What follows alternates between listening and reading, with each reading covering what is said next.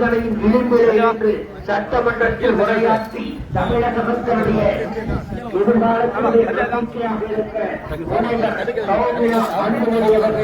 மாம்பழம் சின்னத்திலே வாக்களித்த வாக்காளர் பெருமக்களே, உங்களுக்கு கலந்த நன்றிகளை உங்களிடத்தை சந்தித்து நேரடியாக தெரிவித்து வந்திருக்கிறார் தலைவர் சௌமியா அன்புமணி அவர்கள்.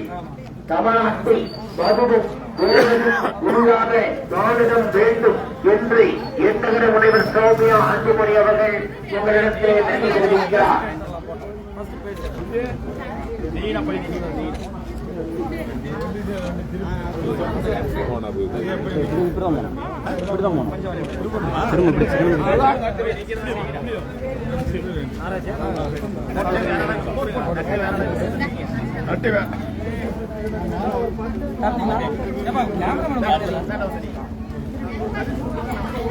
மாம்பழம் சின்னத்திலே வாக்களித்த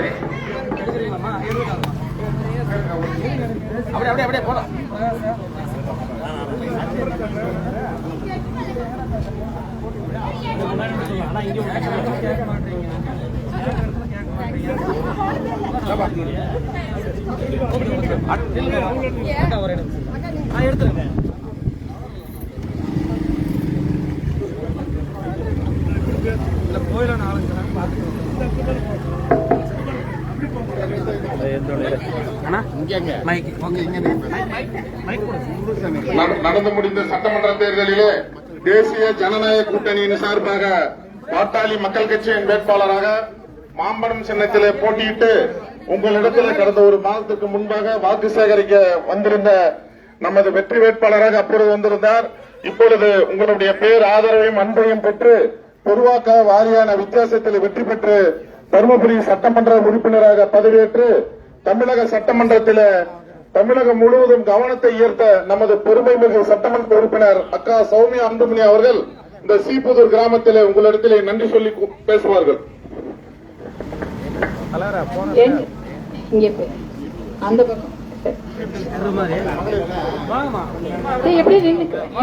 எல்லாருக்கும் தெரியும்ல.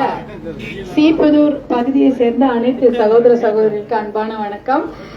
உங்க எல்லாரையும் நேர்ல பார்த்து நன்றி சொல்ல வேண்டும் என்பதற்காக தான் வந்தேன். ஏன்னா இதை விட கொடுமையான வெயில் எப்போ போன மாசம் அப்பயும் பிரச்சாரத்துக்கு போது வரும்போது எனக்கு பாசமா வரவேற்பு கொடுத்தீங்க. அதே சமயம் தேர்தல் அன்றைக்கு வாக்குச்சாவடிக்கு நடந்தே சென்று அனைவரும் மாம்பழம் சின்னத்தில் வாக்களித்து என்னை வெற்றி பெற வைத்த உங்கள் அனைவருக்கும் என் மனமார்ந்த நன்றியை தெரிவித்துக் கொள்கின்றேன். அதை விட தேர்தல் பிரச்சாரம் பண்ணும்போது 20 நாளும் அவ்வளவு பெரிய களப்பணியை செய்த பாட்டாளி மக்கள் கட்சியை சேர்ந்த அனைத்து சகோதர சகோதரிகளுக்கும், கூட்டணி கட்சிகளான அனைத்து இந்திய அண்ணா திராவிட முன்னேற்ற கழகத்தை சேர்ந்த அனைத்து சகோதர சகோதரிகளுக்கும், பாரதிய ஜனதா கட்சி, அமமுக,